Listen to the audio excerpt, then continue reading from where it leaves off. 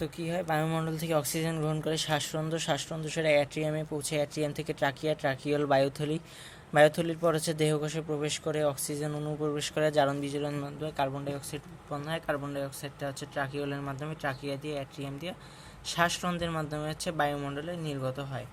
বুঝছো, বায়ুমণ্ডলে যে কার্বন ডাই অক্সাইড নির্গত হয়।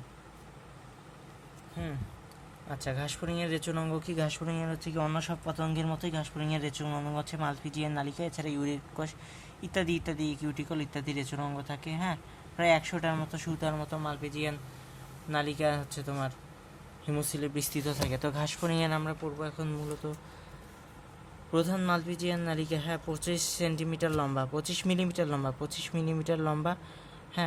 মালপিজিয়ান নালিকার ভিতরের গহ্বরকে, ফাঁপা গহ্বরকে হচ্ছে তোমার লুমেন বলা হয়। এটা একস্তর বিশিষ্ট এপিথেলিয়াম কোষ নিয়ে গঠিত। ভিতরের দিকে আবার অসংখ্য মাইক্রোভিলাই আবৃত থাকে। মাইক্রোভিলাই সম্মিলিতভাবে ব্রাশ বর্ডার গঠন করে। এখন আমরা কার্যকর পদ্ধতি, এটা হচ্ছে সিকিউ, সাম্প্রতিক সময় সিকিউ আসছে। কার্যপদ্ধতি হচ্ছে কি, প্রধানত মালপিজিয়ান নালিকার গোড়ার অংশ থেকে মালপিজিয়ান নালিকার মুক্ত বা বদ্ধ প্রান্ত হিমোলিম্ফে ভাসমান থাকে। হিমোলিম্ফ জানোই তো, হিমোলিম্ফ কি?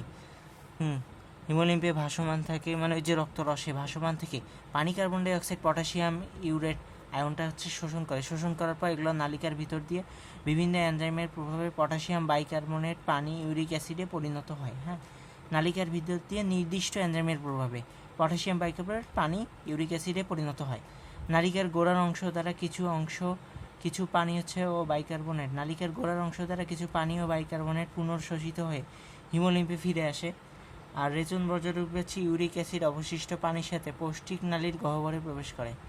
ওই অবশিষ্ট ইউরিক অ্যাসিড আর কিছু পানি নিয়ে হচ্ছে পৌষ্টিক নালীতে প্রবেশ করছে।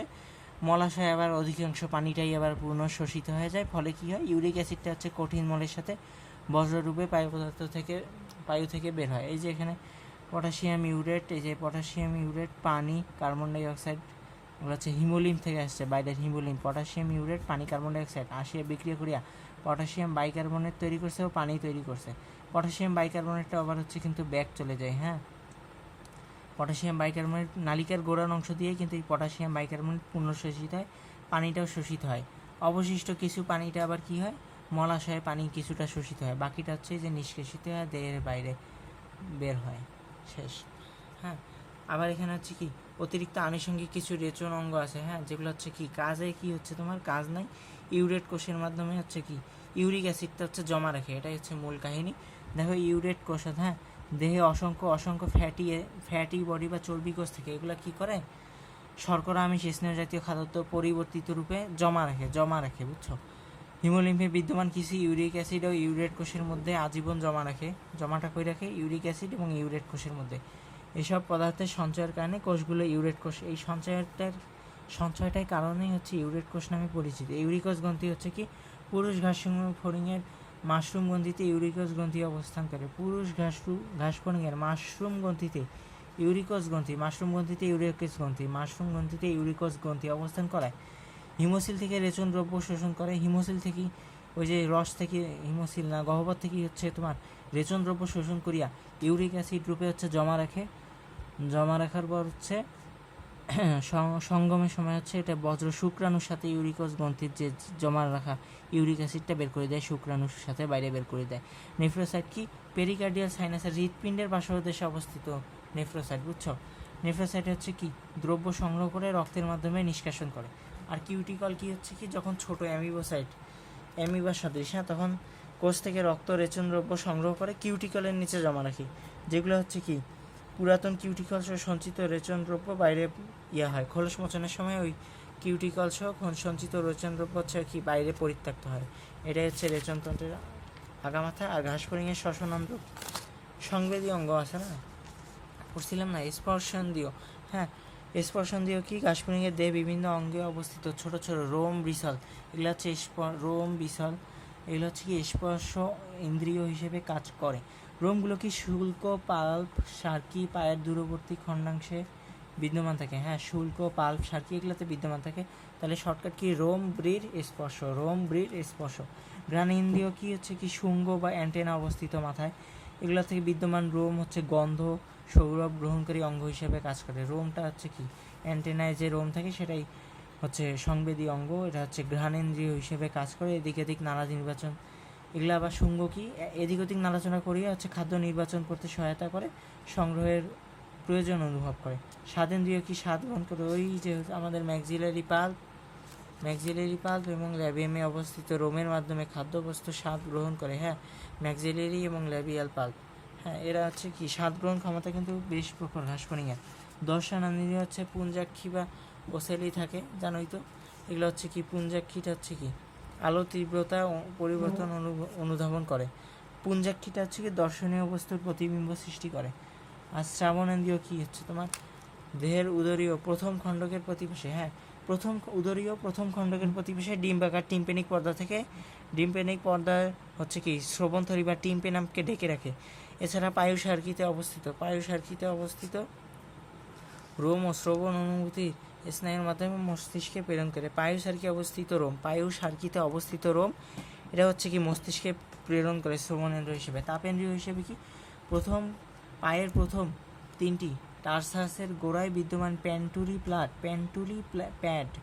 প্যাড এবং অ্যান্টেনার কিছু রোম ঘাসফড়িংয়ের তাপ সংবেদী অঙ্গ হিসেবে কাজ করে। প্ল্যান্টুলি প্যাড এবং অ্যান্টেনার কিছু রোম তাপ সংবেদী হিসেবে কাজ করে। 2000 ওমাটেরিয়াম থাকে সরবীজকার, এটা লাগবে না।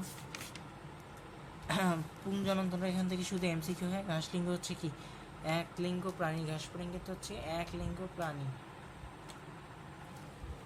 হ্যাঁ, যৌন দ্বিরূপতা দেখা যায়, বুঝছো। ঘাসফড়িং হচ্ছে কি যৌন দ্বিরূপতা দেখা যায়। তারপর হচ্ছে কি পুং প্রজনন যন্ত্র হচ্ছে শুক্রাশয়, তৃতীয় চতুর্থ পঞ্চম শুক্রাশয়। হ্যাঁ, খন্দকের উদরে প্রাচীরে আছে মিডিয়ান লিগামেন্ট দিয়ে যুক্ত থাকে, ফলিকল নিয়ে গঠিত। হ্যাঁ, ফলিকলগুলোর মধ্যে শুক্রাণু উৎপন্ন হয়।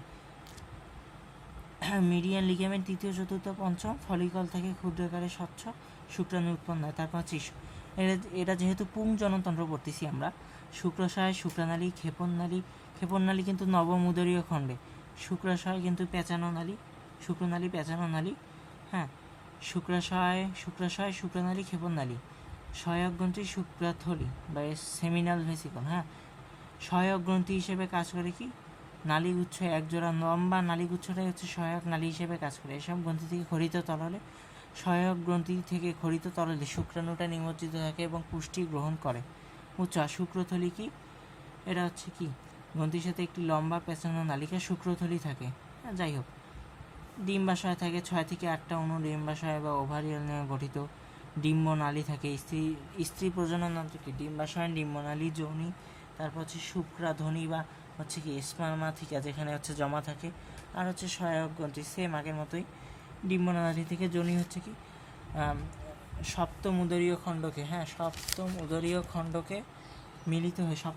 খণ্ডকে মিলিত হয়ে একটি পেশিবহুল যোনি গঠন করে, যা অভিপোজিটরের দুটি অংশের মাঝে অবস্থান করে।